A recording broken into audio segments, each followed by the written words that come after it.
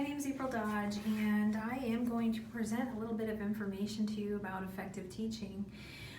What I'd like to start off with tonight as I share my presentation is I'd like to talk to you a little bit about the history and the purposes for effective teaching strategies as it pertains to evaluation.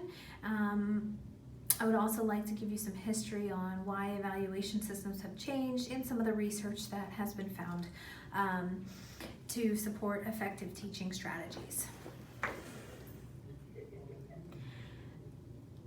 This quote says, "The best saw swung as a hammer may do little good." If you are swinging a saw like a hammer and you expect to get work done, it's not going to happen. You can have the best tools, you can have the best strategies, you can have all of these things, but if you are using them inappropriately and in a context that doesn't apply to how the strategy is created to work, then you're going to have a really rough time being effective. So that just brings me to let you understand that whenever you take your strategies and apply them, please be sure that you're being mindful. Planning is going to get you the most bang for your buck. So when you're planning ahead, you're going to have opportunities to take your objectives and apply them.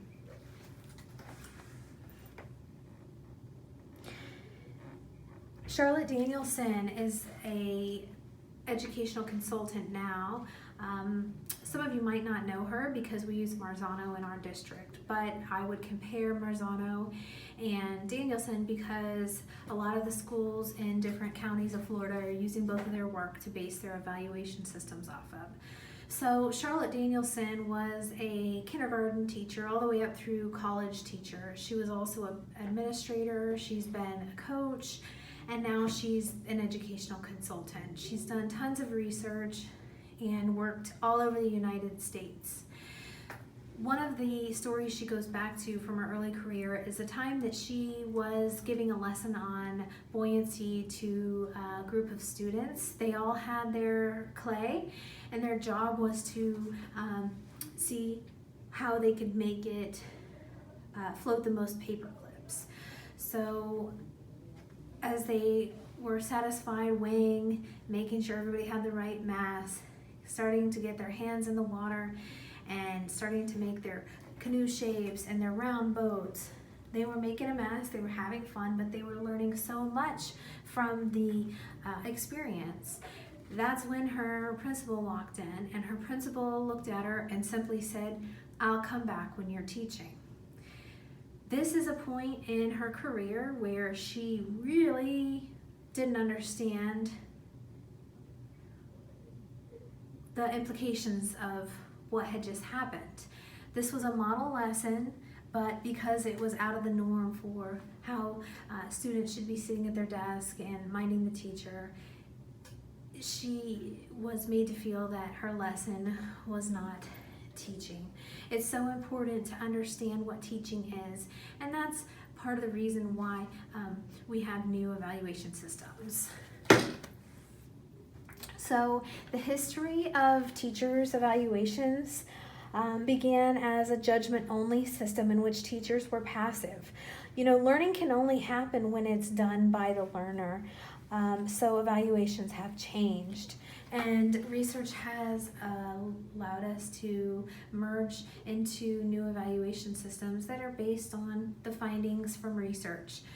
We are going to look a little bit closer at Danielson's framework and also Marzano's framework before we go into some strategies that are important to use whenever you are instructing in an effective classroom.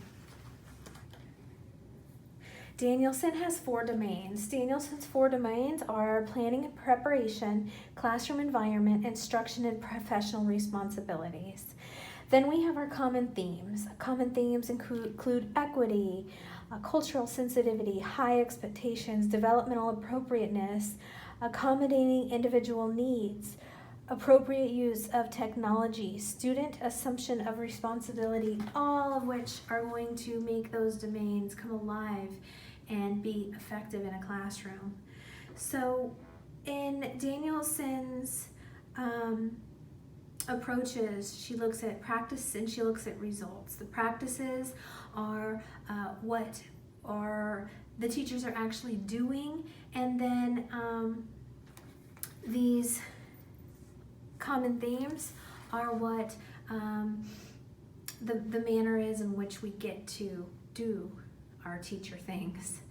I also want to point out that with the fact that she looks at practice and results is important. There's never been a teacher that would disagree that student learning gains is not the ultimate goal for teaching, because that is the ultimate goal for teaching. Marzano has 9 strategies under his 3 umbrellas of developing understanding, extending and applying knowledge, and environment, setting the stage for teaching in the teaching environment. And Marzano is a consultant now. However, Marzano has written over 30 books and 150 articles. Early on, his meta-analysis work brought out that there were 9 strategies that were always or most always seen in effective classrooms. But balanced with those 9 strategies is the concept that teachers matter. Teachers matter to 100% to what's going on in the classroom. Once his work was put out, he noticed that some teachers were excluding all other strategies, and that's not how we're supposed to be working. Everybody knows how to teach using certain strategies. So if you can be flexible and you can add new strategies in that you know are effective strategies and using them in the right context and be purposeful on your planning, then you're going to get the most bang for your buck. You're going to see the results in student learning gains. So these are the 6 focuses that we're going to look at today. We're going to look at cueing and questioning, non-linguistic representations, summarizing and note-taking, homework and practice, similarities and differences, and extending and applying knowledge.